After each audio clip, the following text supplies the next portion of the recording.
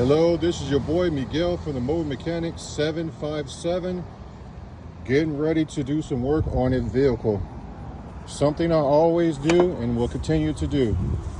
I like to check the customer's oil because it tells a story that is the truth. The customer's truth, my truth, and the car's truth. Pulling out the dipstick, there's barely any oil in this car. Let me see if I can get a better focus. You cannot, I repeat, any Ecotech, GDI engines, Honda Dream engines, DreamTech engines, or any engine that are the newer engines, they do not tolerate having hardly no oil in it. Everything, including the valve, variable timing, is completely lubricated. The moment that you let the oil get low, you will start having issues with the engine to the point you can almost trash the engine.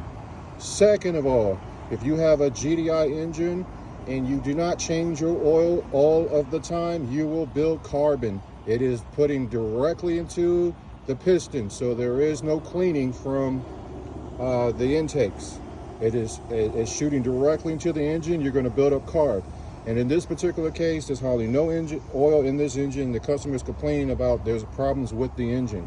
You cannot do this in any shape, form, or way. And I'm emphasizing this because I care about my customers. You cannot do this. You are going to cost you a lot of money.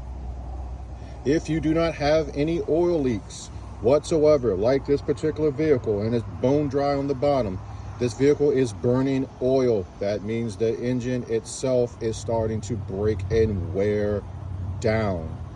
You have two choices: trade it in and move on, or keep checking the oil and keep oil inside of your trunk. It's really up to you. Oil doesn't cost that much, but this oil will cost you $3,000 to $4,000 or $5,000 due to the fact that it's trashing the engine. I really care about you guys. If you like this video, please like, subscribe, and share. Leave positive comments and positive advice. I always love to learn. Thank you.